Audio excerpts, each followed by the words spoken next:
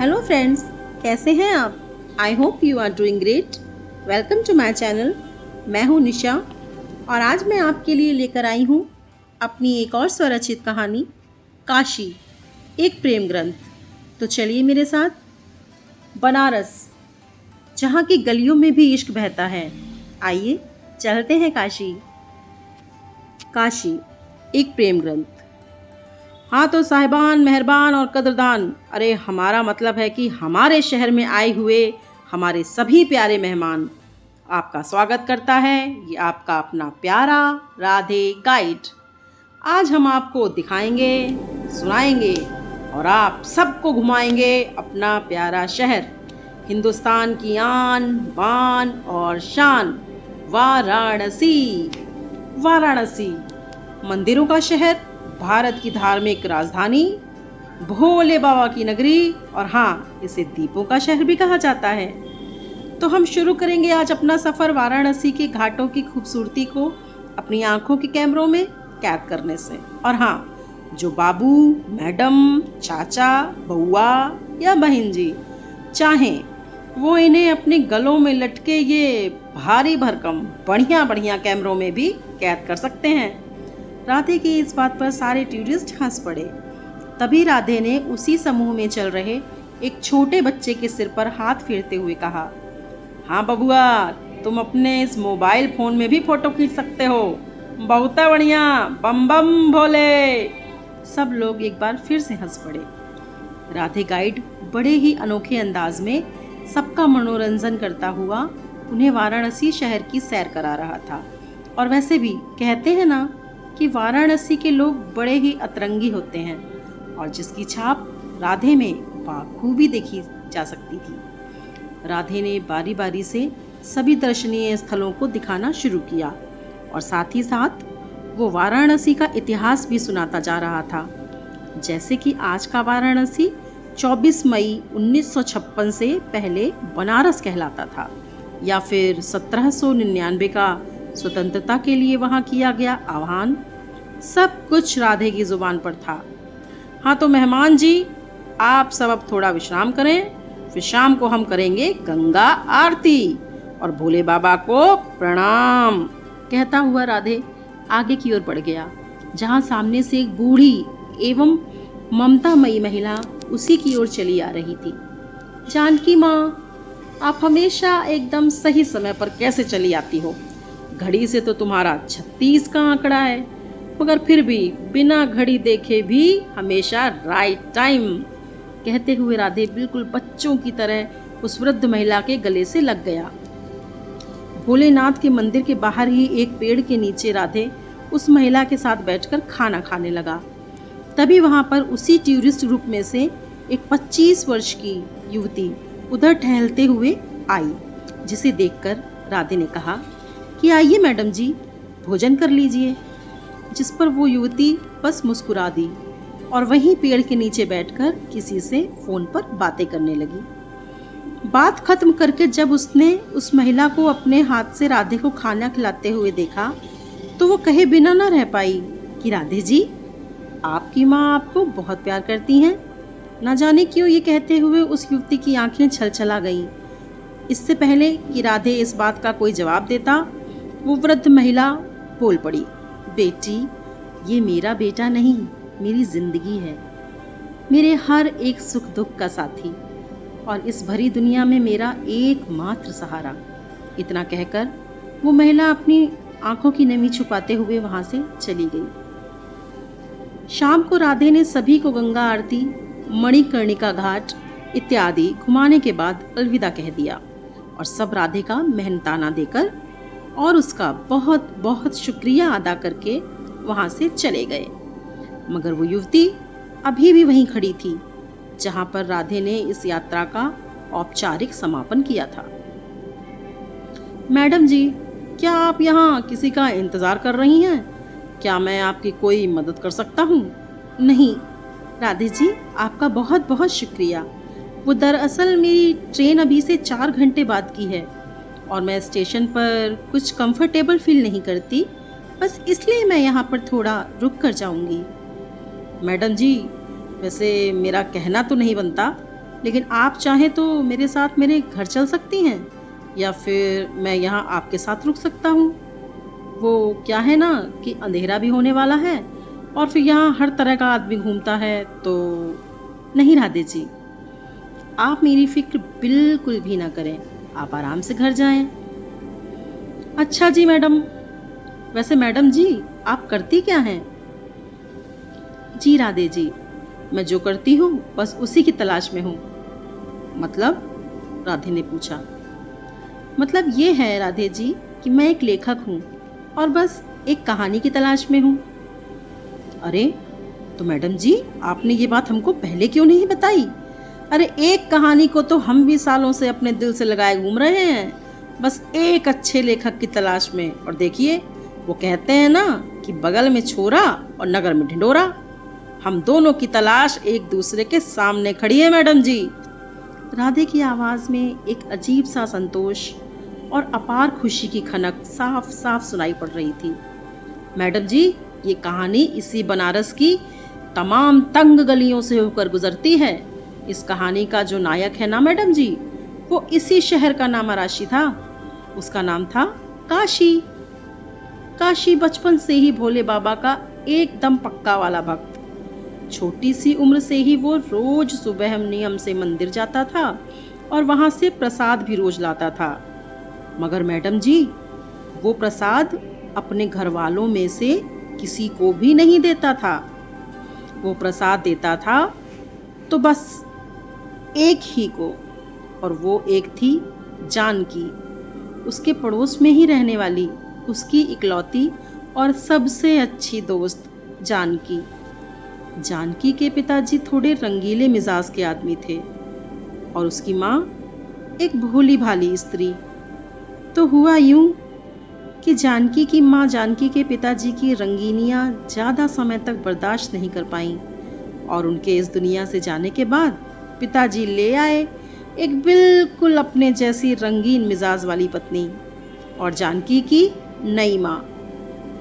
वो बस कहने भर की ही माँ थी मैडम जी। बाकी शायद ही ऐसा कोई अत्याचार हो जो कि उसने उस बेचारी फूल सी बच्ची जानकी पर ना किया हो।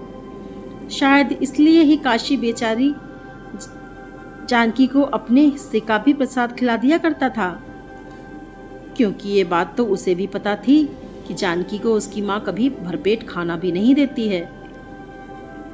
समय ने अपनी करवट ली और कभी हंसते कभी रोते, लड़ते झगड़ते जानकी और काशी कब उम्र की उस दहलीज पर पहुंच गए जहां काशी को जानकी को देखे बिना एक पल भी करार न था, उन्हें पता ही न चला। बचपन की गहरी दोस्ती न जाने कब काशी के दिल में पनपने वाले गहरे प्रेम में बदल गई। काशी स्वयं भी न जान पाया। वो तो जब एक दिन बातों ही बातों में काशी की बुआ ने उसके रिश्ते की बात उसकी माँ से चलाई, तब काशी का दिल धक से होने पर उसे एहसास हुआ कि उसके दिल में तो बहुत भीतर तक सिर्फ और सिर्फ जानकी ही बसी है। कम बोलने वाला एक अंतर्मुखी लड़का काशी कई बार चाहकर भी जानकी को अपने दिल की बात कभी भी नहीं बता पाया, और दूसरी तरफ जानकी भी कभी इस बात को ना स्वयं महसूस कर पाई और ना ही कभी उसने इस बारे में काशी पर ही कभी ध्यान दिया। काशी पढ़ाई में बहुत होशियार था, तो उसने अपने माता पिता के सपने को साकार करने का निश्चय कर मेडिकल एंट्रेंस एग्जाम क्लियर करके मेडिकल कॉलेज में दाखिला ले लिया। उसने सोचा था कि वो अपने पैरों पर खड़ा होने के बाद ही जानकी का हाथ उसके माता पिता से मांगेगा, क्योंकि उसे बहुत अच्छी तरह से पता था कि जानकी की सौतेली माँ उसके प्रेम में अड़चन डालने का कोई ना कोई बहाना जरूर ढूंढेगी। मगर उसे ये नहीं पता था कि उसका मुकद्दर उससे 4 कदम आगे चल रहा था। इधर काशी जानकी को लक्ष्य बनाकर जहां अपनी डॉक्टर की पढ़ाई बहुत मन लगाकर कर रहा था, वहीं दूसरी तरफ उसकी किस्मत उसके साथ कुछ अलग ही साजिशें कर रही थी। जानकी की शादी उसकी माँ ने बनारस के पास के ही एक गांव फूलपुर के एक नामी वकील से तय कर दी। जब तक ये बात काशी के कानों में उसके माता पिता द्वारा पड़ी, तब तक तो जानकी की किस्मत उसे डोली में बिछाकर काशी से और उसकी जिंदगी से बहुत दूर ले जा चुकी थी। शादी के सुर्ख लाल जोड़े में सजी 19 साल की जानकी अपने गोरे रंग, तीखे नैन नक्श और लंबे घने खूबसूरत बालों के साथ मानो आसमान से जमीन पर उतरी बिल्कुल एक अप्सरा लग रही थी। एक नई नवेली दुल्हन के तमाम सपनों को अपनी पायल की रुंझुन में छनकाती हुई वो वकील साहब की उस कोठी में प्रवेश तो कर गई, मगर उसे इस बात का जरा भी अंदाजा नहीं था कि ये विवाह उसके सपनों की शुरुआत नहीं बल्कि उसके अनगिनत अरमानों का अंत है। जानकी की किस्मत यहाँ भी उसे ठग गई, क्योंकि वकील साहब तो पहले से ही शादीशुदा थे और एक संतान के पिता भी। जानकी ने यहाँ भी चुपचाप अपनी किस्मत से समझौता कर लिया और अपनी सौतेली माँ द्वारा रचाए गए षड्यंत्र को बिना किसी शिकवा या शिकायत किए कबूल कर लिया। नहीं, हम खाना नहीं खाएंगे। जब तक हमारी माँ हमें अपने हाथों से खाना नहीं खिलाती, हम खाना नहीं खाएंगे। बच्चा जिद किए जा रहा था और परिवार के सभी सदस्यों की उसे मनाने की कोशिशें एक के बाद एक दम तोड़ रही थीं। तभी वहां जानकी का आगमन। आप अपनी माँ के हाथ से खाएंगे तो फिर ठीक है, हम आपको अपने हाथों से ही खिलाते हैं। कहती हुई जानकी ने उस मासूम से 6 वर्षीय बालक को अपनी गोद में बिठा लिया। आपका नाम क्या है? बालक ने बड़े ही भोलेपन से पूछा। हमारा नाम जानकी है। तो फिर आप मेरी माँ नहीं हैं, क्योंकि हमारी माँ का नाम तो सावित्री है। और बालक ये कहते हुए उछलकर जानकी की गोद से उतर गया। तभी जानकी ने उसका हाथ बड़ी ही ममता और स्नेह के साथ पकड़ते हुए कहा कि हाँ, हमारा नाम सावित्री नहीं है, तभी तो हम आपकी सावित्री माँ नहीं हैं। हमारा नाम जानकी है और हम आपकी जानकी माँ हैं। जानकी माँ? बच्चा इस बार मुस्कुरा दिया और जानकी ने उसे अपने सीने से लगा लिया।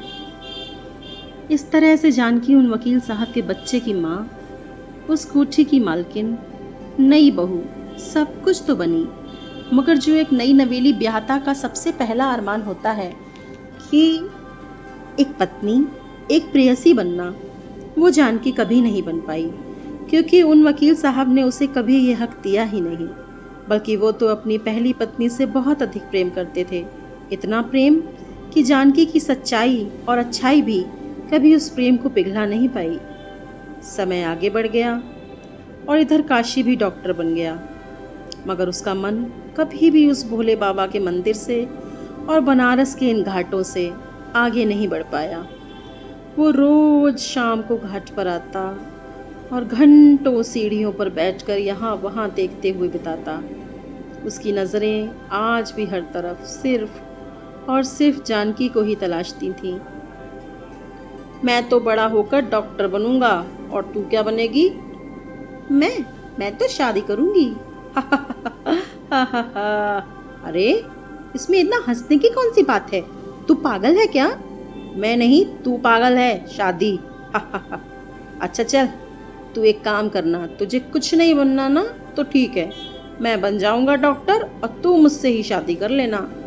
इतना कहकर एक बार फिर से अपना पेट पकड़कर जोर जोर से हंसने लगा काशी, और इस पर गुस्सा होकर मुंह फुलाकर वहां से चल दी नन्ही जानकी। फिर उसके पीछे पीछे दौड़ पड़ा उसे मनाता हुआ काशी। अच्छा, अब गुस्सा मत हो, ले प्रसाद खा। ले तो, मैं प्रसाद लाया हूँ तेरे लिए। माँ माँ, बच्चे की आवाज़ से अतीत से वर्तमान में लौटी जानकी। न जाने सपना था या हकीकत, अपने आप में ही बोल रही थी जानकी। न जाने क्यों आज जानकी का मन बहुत ही बेचैन था, और इस पर उसने वकील साहब से इजाज़त लेकर अपने मायके जाने की तैयारी शुरू कर दी। भगवान का लाख लाख धन्यवाद था कि मायके पहुंचने पर उसकी आशंका गलत साबित हुई। वहां पर सब कुछ ठीक था, लेकिन ये किसे पता था कि ये तो तूफान आने से पहले की शांति मात्र थी। अभी जानकी को मायके आए हुए पूरे दिन भी नहीं बीते थे, और उसके ससुराल से एक मनहूस खबर उसका पीछा करते हुए चली आई, जिसके बाद जानकी को उल्टे पांव ही वापस अपने ससुराल फूलपुर लौटना पड़ा। इस बीच जानकी काशी से भी नहीं मिल पाई, जबकि इस बार जानकी काशी से मिलने और उसकी खैरियत जानने की इच्छा अपने मन में लेकर आई थी, जो उसके साथ उसके मन में ही वापस लौट गई। दरअसल काशी इस बीच दिल्ली में होने वाले किसी डॉक्टरों के सेमिनार में गया हुआ था, जानकी के फूलपुर पहुंचने से पहले ही वकील साहब इस दुनिया को अलविदा कह चुके थे और पीछे छोड़ गए थे अपना रोता बिलखता नन्हा बच्चा।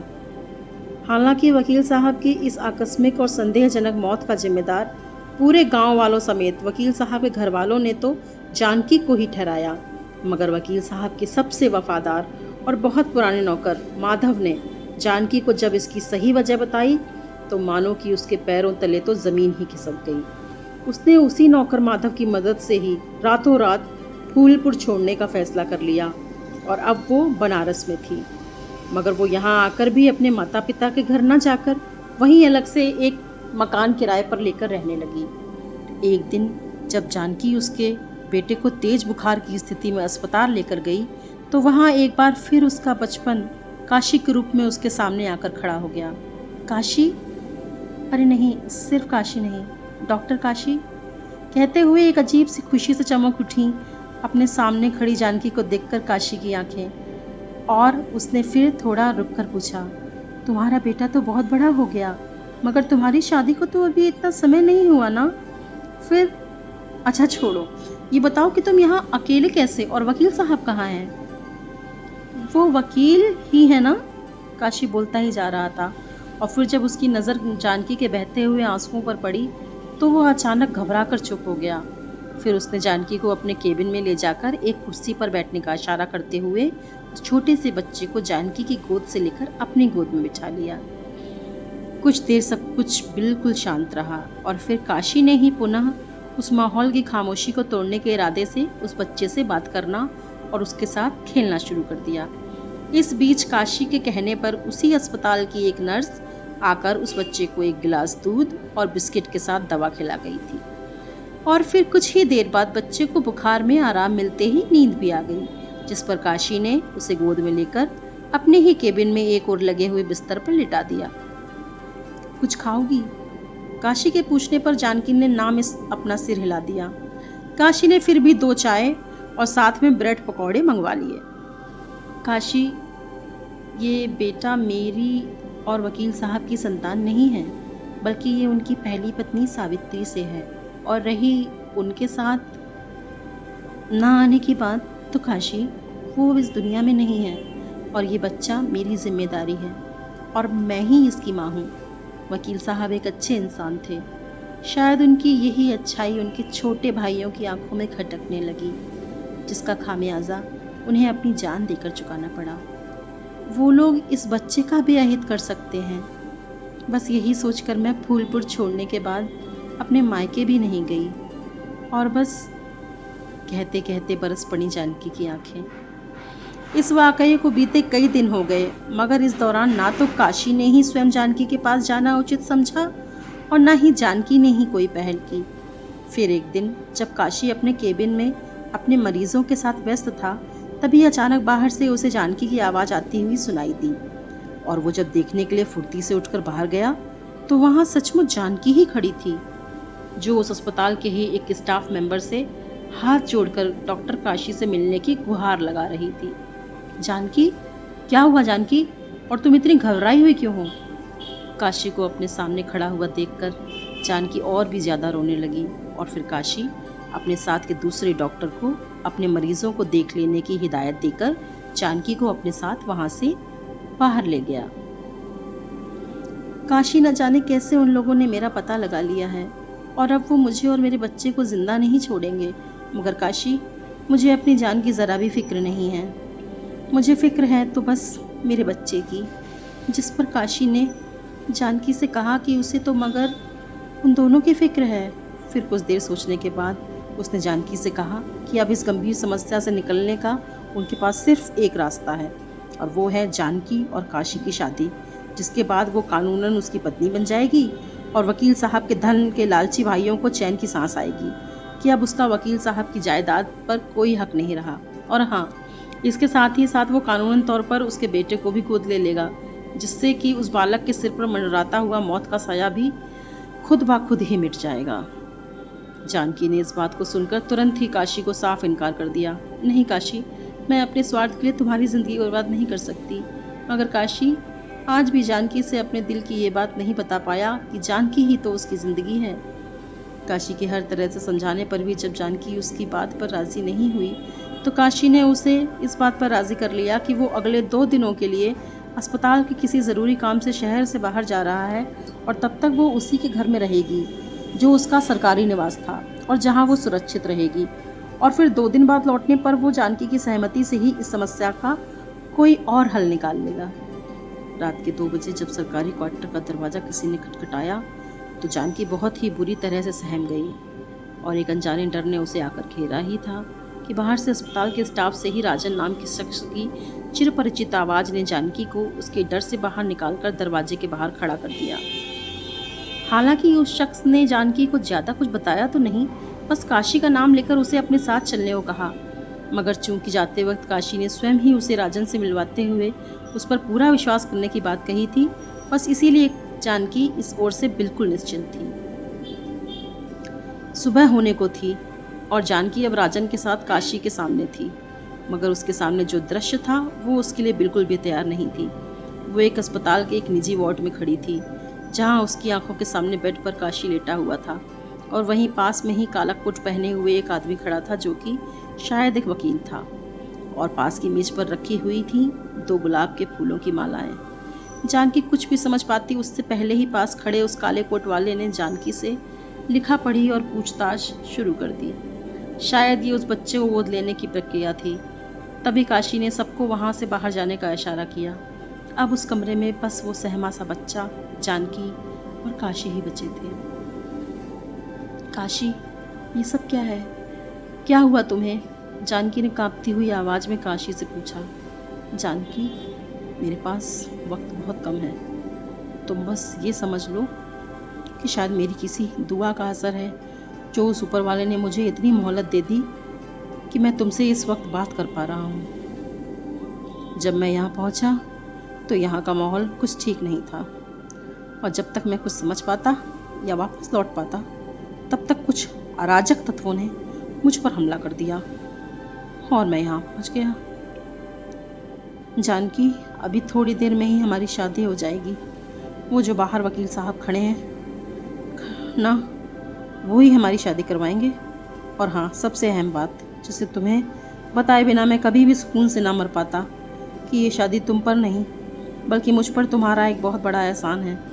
तुमने उस दिन कहा था ना कि तुम मेरी ज़िंदगी बर्बाद नहीं कर सकती।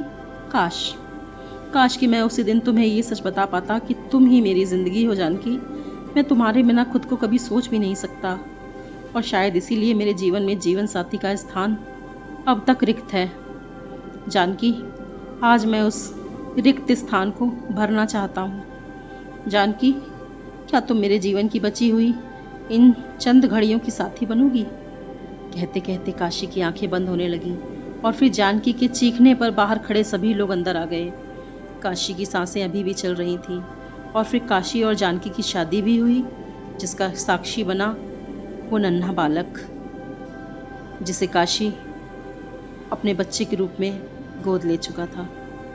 मैडम जी, जानकी माँ के आखिरी शब्द जो मैं आज भी नहीं भूला हूँ वो ये थे कि काशी, काश तुम ये सब मुझसे पहले कह देते तो आज मैं तुम्हारे इस सच्चे प्रेम को, तुम्हारी पूजा को सार्थक कर पाती। काश कि मैं भी तुम्हें तुम्हारे हिस्से का सम्मान दे पाती। कहकर फूट फूट कर रो पड़ी मेरी जानकी माँ। राधे, तुम वही छोटे बच्चे हो ना? हाँ मैडम जी, मैं वही बच्चा हूँ। और इस बार राधे भी रो पड़ा। फिर उसने अगले ही पल खुद को संभालते हुए कहा, मैडम जी, आप ये कहानी छापेंगी ना? मैं चाहता हूँ कि काशी के अमर निस्वार्थ प्रेम की ये कहानी और मेरी जानकी माँ के त्याग और तपस्या की ये महान कहानी इन बनारस की गलियों से निकलकर सारी दुनिया में फैल जाए, हर एक दिल तक पहुँच जाए।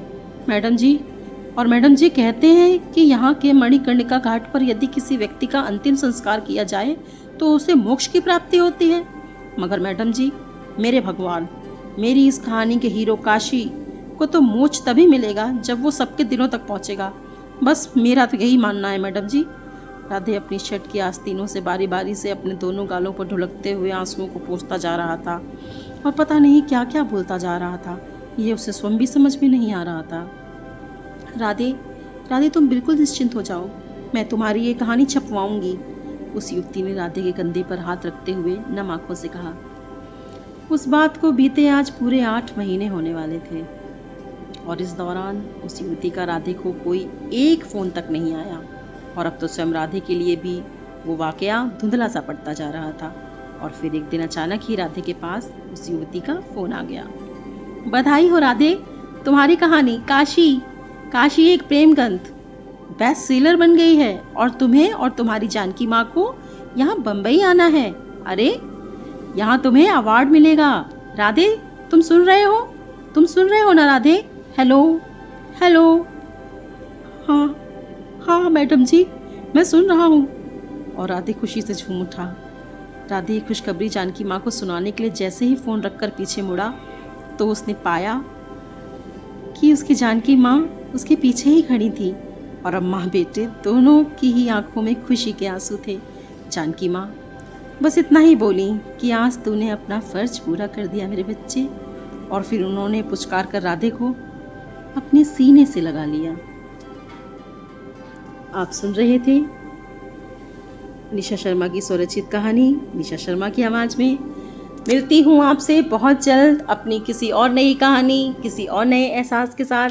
तब तक के लिए आप सभी लिसनर्स का तहे दिल से शुक्रिया, धन्यवाद, आभार। Bye bye, take care.